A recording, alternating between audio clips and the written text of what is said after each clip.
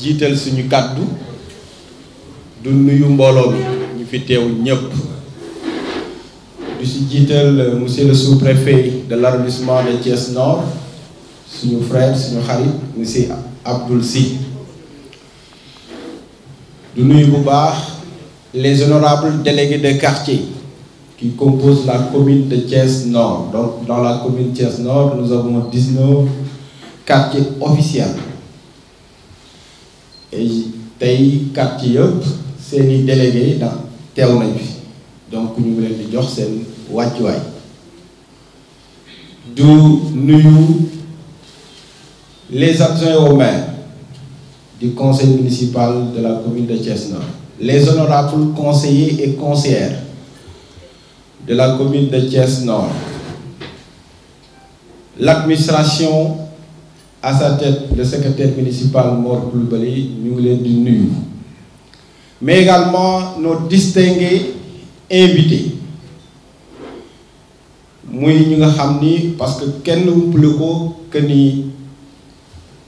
présentement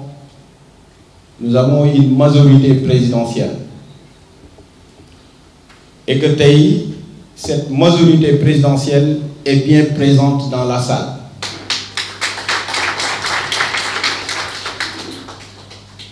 Donc bu ma limee juum mais ñëw nañu wuy si massivement à l'invitation bi nga xam ni moom lañ leen jox et je pense que c'est un point quand même à relever et ñu ngi leen ci sant du leen ci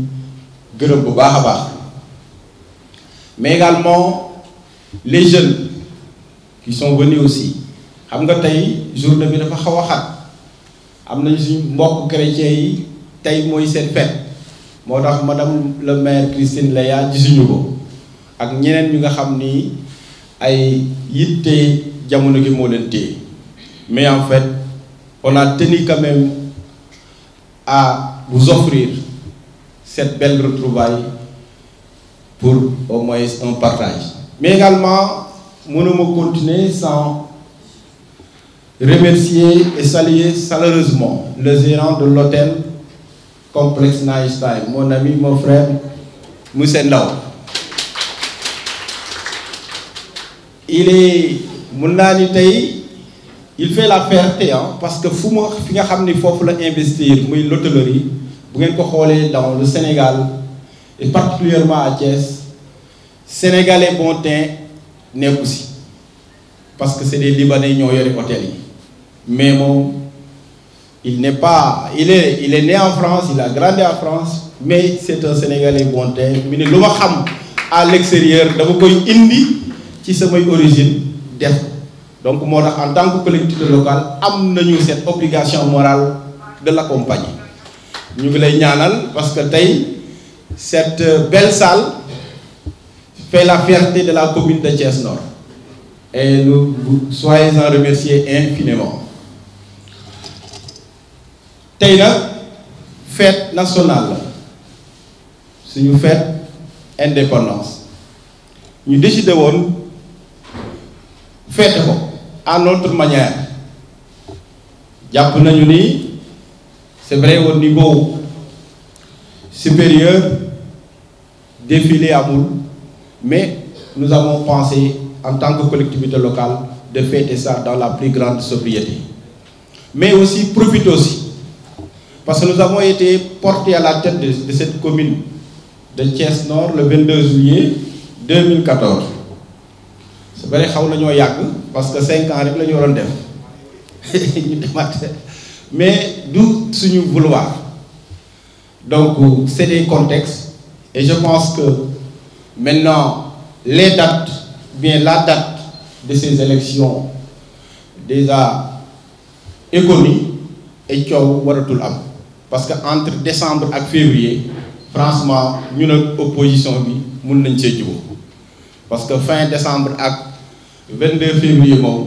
je crois que mun nañ ko coow mënatul am donc depuis 2014 nous avons été portés à la tête de cette commune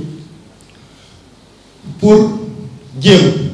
parce que comme vous le savez nous sommes dans une commune de 122 000 habitants.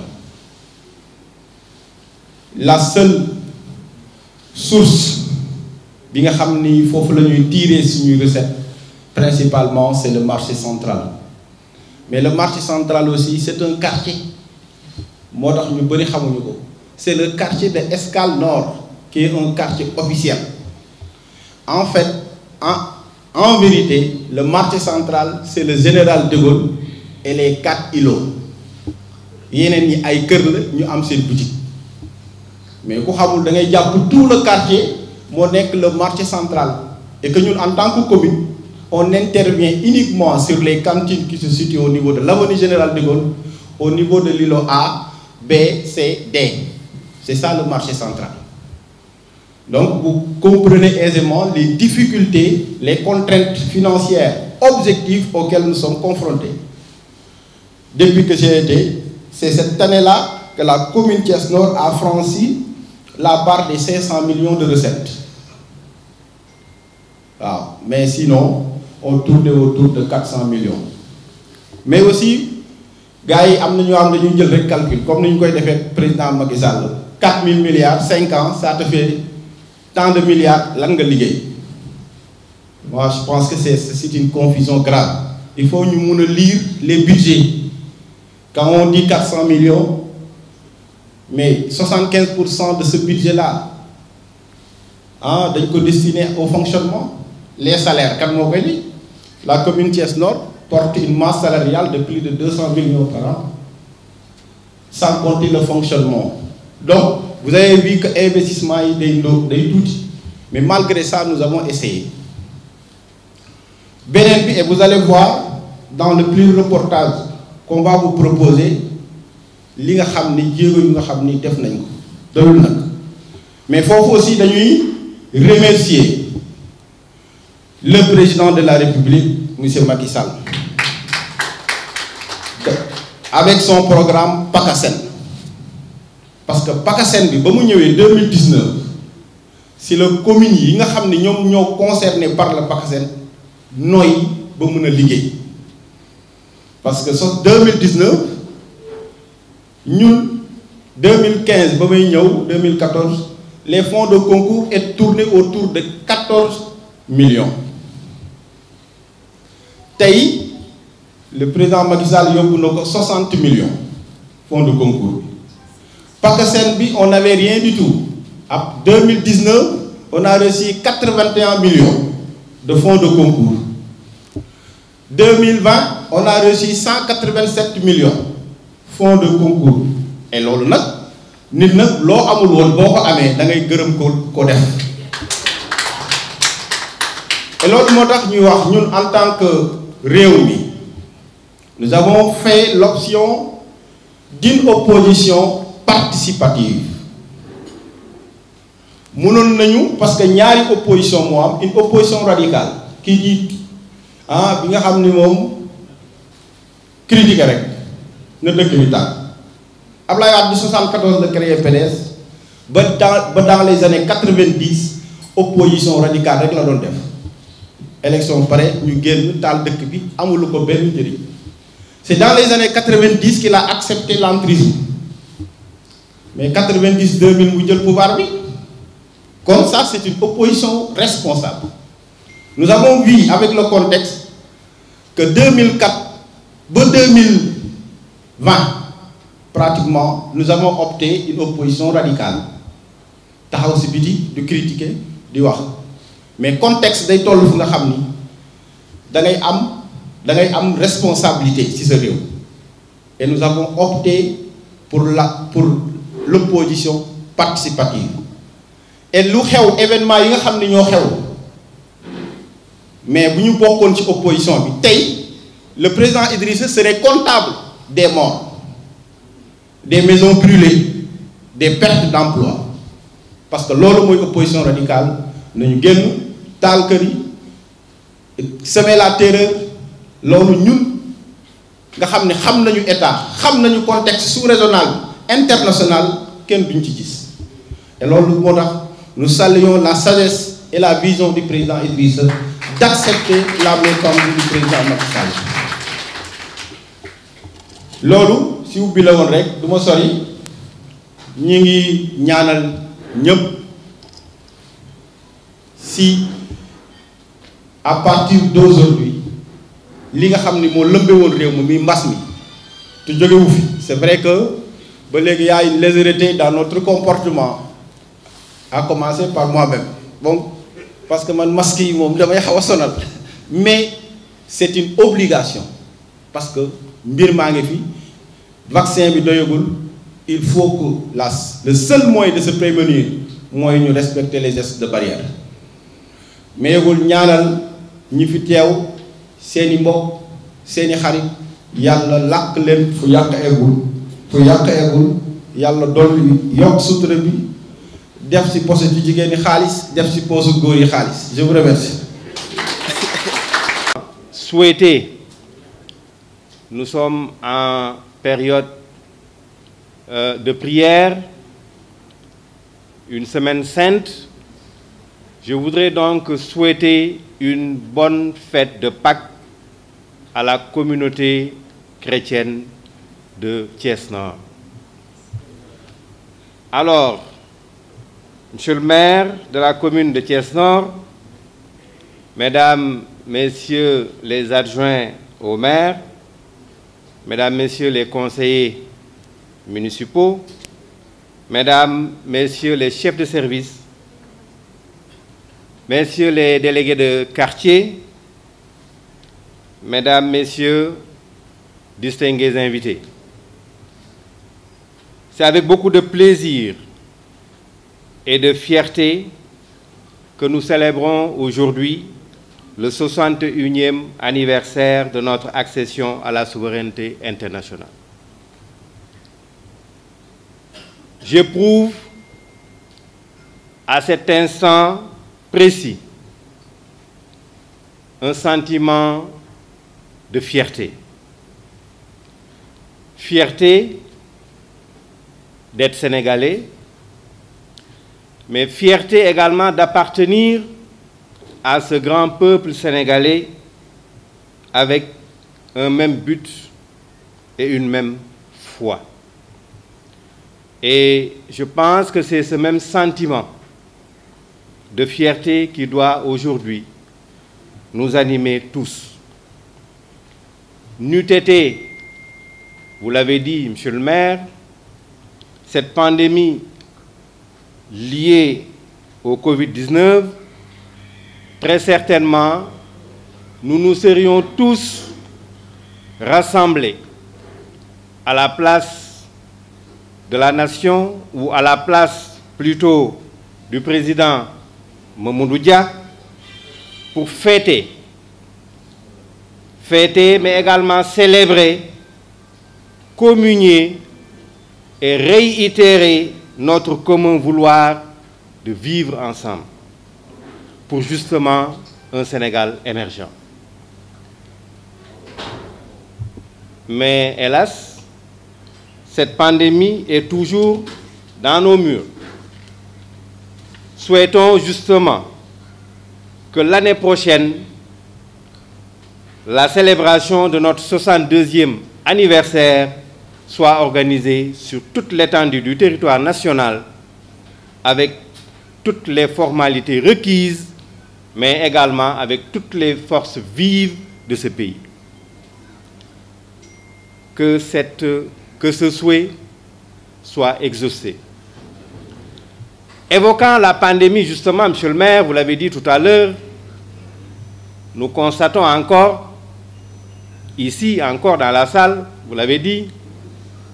quelques légèretés. Je pense que c'est le lieu. Je voudrais sauter justement sur cette occasion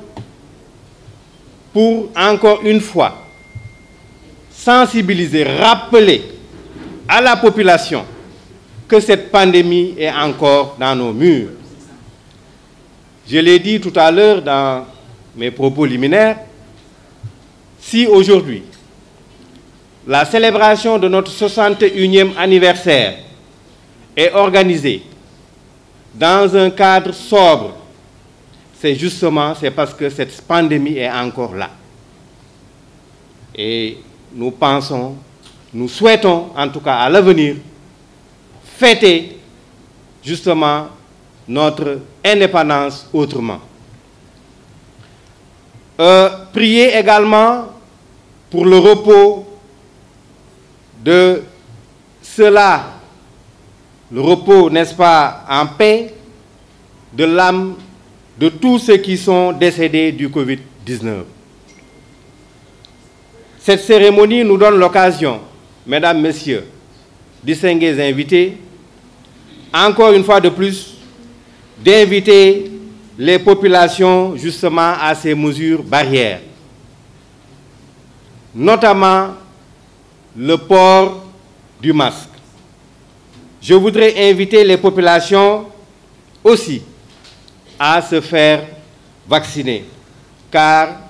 c'est la seule voie de salut aujourd'hui. Mesdames, Messieurs, chers invités, cette fête, comme vous le savez, au-delà qu'elle soit une fête de l'armée, elle est aussi celle de la jeunesse. Je pense qu'aujourd'hui, la majeure partie de la population sénégalaise est constituée de jeunes. 70% n'ont pas encore 35 ans. C'est important. C'est dire donc que cette jeunesse est l'avenir de notre pays, le Sénégal. C'est pourquoi nous les engageons à s'investir davantage dans des actions citoyennes pour un Sénégal de paix, pour un Sénégal prospère et émergent, comme le veut son Excellence, le Président de la République, M. Macky Sall. Et c'est heureux d'ailleurs qu'il l'ait déclaré hier dans son traditionnel discours à la nation.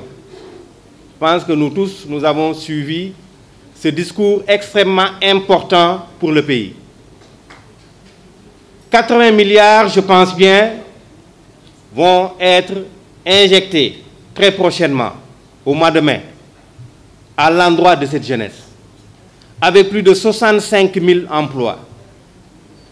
Ce n'est pas une chose à négliger. Il y aura 450 milliards de francs qui seront injectés dans ce pays justement pour l'emploi des jeunes, à raison de 150 milliards pour 2021 et 100 milliards pour les 2 ou 3 autres années à venir. C'est ça également le projet, le programme de l'État, de venir en appoint, de venir aider la jeunesse, n'est-ce pas, du Sénégal. Je voudrais, avant de terminer, mesdames, messieurs, vous dire que notre pays ne peut se développer sans un certain nombre de valeurs cardinales, notamment de discipline, de civisme, mais également de patriotisme. C'est pourquoi nous invitons notre jeunesse à tout moment et partout à la discipline et à des comportements responsables, citoyens et civiques. Mesdames, Messieurs, chers invités, je ne saurais conclure mes propos sans pour autant féliciter très chaleureusement Monsieur le maire de la commune de Thiès-Nord. Je voudrais vous féliciter, Monsieur le maire, pour l'organisation de cette cérémonie d'aujourd'hui. C'est vrai que nous célébrons la fête de notre indépendance avec sobriété. On aurait, je l'ai dit tout à l'heure, voulu la célébrer autrement, mais situation oblige. Je voudrais donc, à travers vous, justement, féliciter aussi votre équipe municipale. À travers vous, donc, féliciter les adjoints au maire, mais également tout le conseil municipal et votre administration. Cette occasion nous donne, cette cérémonie plutôt, nous donne l'occasion également, comme vous l'avez dit tout à l'heure, de revisiter les différentes réalisations que vous avez eu à faire durant, n'est-ce pas, votre mandat. Eh bien, nous vous félicitons pour cela et vous dire en tout cas du courage et que Dieu vous accompagne. Mesdames, Messieurs, honorables invités, c'est sur ces mots que je voudrais conclure et dire tout simplement: vive la République, vive le Sénégal, vive Thiès Nord, à toutes et à tous, bonne fête de l'indépendance et bon appétit. Monsieur le sous-préfet de l'arrondissement de Thiès Nord, Monsieur le maire de la commune de Thiès Nord, Messieurs, Madame les membres du conseil municipal, les invités, mes camarades, collègues délégués de quartier, maa ngi leen di nuyu kenn ku nekk sa tur ak sa sant. Def naa ni monsieur le maire wax na ko, monsieur le sous-préfet wax na ko, dafa mel ni ñun paay 3e âge ñoo gën a fonk masque yi, ndax boo dee seet salle bi bari na si ñoo xam ni takkuñu ko. Le sous-préfet insiste na si muy loo xam ne aussi lu ñu constaté la lu xaw a doy waar par rapport ak situation bi. Li nga xam ne nag moom lay jël kàddu damay firndeel rek collaboration bi nga xam ni délégués de quartier yi am nañ ko ak la mairie de Thiès Nord. D'abord suñu diggante ak monsieur le maire Lamine Diallo, dafa naa ni ça fait bientôt 6 ans 7 ans ñu ngi ànd di liggéey, yàlla def diggante yi rafet, mu instauré ay rencontres périodiques yoo xam ni daf koy def avec les délégués de quartier chaque mois wala boog tous les 2 mois, parce que moom sax il avait proposé une rencontre mensuelle. ñu jàpp ni loolu dina xaw a jege ñu def ko une rencontre tous les 2 mois yoo xam ne dañuy tase ak moom waxtaan ak moom weccoo ay kaddu les préoccupations des quartiers ñu génn ko ñu trouver ci ay solutions lu mu ci man mu jéem ko. loolu aussi ñu ngi koy firndeel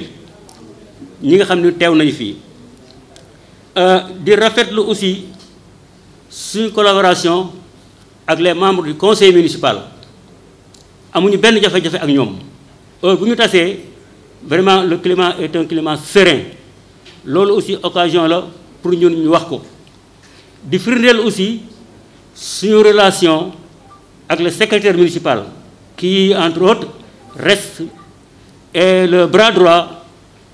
du maire. à chaque fois bu ñu fa ñëwee bu ñu amee bu ñu problème bu ñu posé moom la ñuy gis et il nous reçoit d'une manière vraiment très correcte waxtaan ak ñun et il rend compte souvent au maire, presque toujours au maire qui prend les dispositions nécessaires par rapport à doléances yi fi indi. di remercier aussi le personnel bi nga xam ne nekk na ci mairie bi parce que dañ fay bari tànk mais vraiment accueil bi ñu accueillir les délégués de quartier ñu ngi koy rafetlu bu baax a baax a baax a baax. loolu daal vraiment témoignage la boo xam ni mënu moon ko ñàkk apporter à l'endroit de ces différents. dinaa aussi indi remerciement yoo xam ne aussi dañ ko adressé à monsieur le sous-préfet de Thiès Nord. à son niveau aussi la même chose. à chaque fois bu ñu ñëwee bureau on constitue une priorité pour le rencontrer. léeg-léeg dafay xaw a xat sax mais il fait tout pour nous recevoir et en plus de ça aussi am na benn rencontre périodique bi ñu defee ak moom. donc c'est pour dire que le climat bi nga xam ne moo nekk entre suñu autorités yooyu muy préfet muy sous-préfet muy le personnel lu rafet la ñu firndeel ko encore bis ni ki tey.